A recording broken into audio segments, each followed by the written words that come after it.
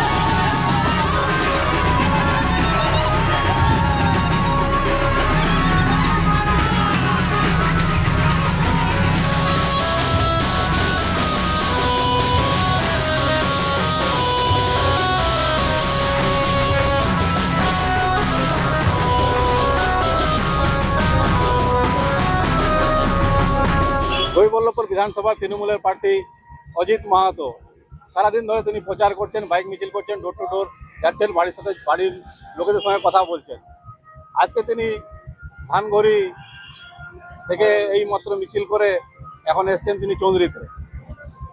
মানুষ তার সঙ্গে আছেন, যেখানে যাচ্ছেন সেখানে মানুষ তার সঙ্গে থাকছেন এবং মানুষ তাকে বরণ করে নিচ্ছেন এবং কাতারে কাতারে মানুষ বেরাচ্ছেন। মানুষ যে তার সঙ্গে বেরোচ্ছেন তারা কি সেই সমস্ত মানুষ ভোট বক্সে ভোটে রূপান্তরিত হবে, এটা জেনে নেব। আপনার সঙ্গে তো প্রচুর মানুষ বেরোচ্ছে, মানুষের ভোটটা কি ভোট বক্সে যাবে, রূপান্তরিত হবে? দেখুন, আজকের দিনে দাঁড়িয়ে আমাদের সরকার এসছে 2015 সালে, আর আজকে আমরা দাঁড়িয়ে আছি 26 সালে।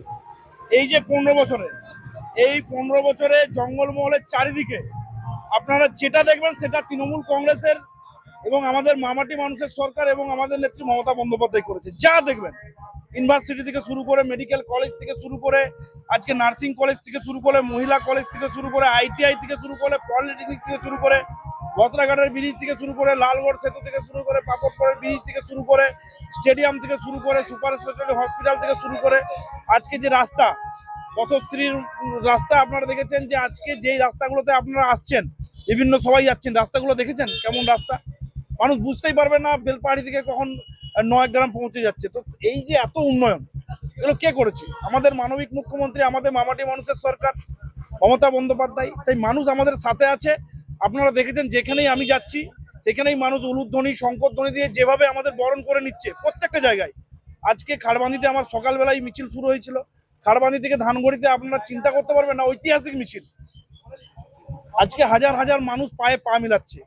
সেই মানুষগুলো কিন্তু এত রোদে গরমে এমনি পা মিলায়নি, ওরা সিদ্ধান্ত নিয়ে এসছে যে আমাদের একটা ভোটেও অন্যদিকে যাবে না, সব জড়া ফুলে যাবে। মমতা বন্দ্যোপাধ্যায়কে ভোট দেওয়ার জন্য তারা একদম সিদ্ধান্ত নিয়ে এই গরমকে উপেক্ষা করে, এই রোদে, এই ঝড়ে সবসময় দেখবেন পায়ে পা মিলিয়ে মমতা বন্দ্যোপাধ্যায়কে আশীর্বাদ করার জন্য আজকে কিন্তু তারা চতুর্থবারের জন্য আমাদের মানবিক মুখ্যমন্ত্রী, জঙ্গলমহলের অগ্নিকন্যা মমতা বন্দ্যোপাধ্যায়কে চতুর্থবারের জন্য মুখ্যমন্ত্রী করার জন্য তারা কিন্তু প্রস্তুত আছে, শুধু সময়ের অপেক্ষা। কৈবল্লভপুর বিধানসভা এলাকাতে এখনো মানুষের অনেক অভাব অভিযোগ আছে। আপনি নির্বাচনে জয়ী হলে প্রাথমিকভাবে কোন কাজটাকে আপনি গুরুত্ব দিবেন, কোন কাজটা আপনার মনে হচ্ছে যে এই কাজটা গুরুত্ব দেওয়া উচিত?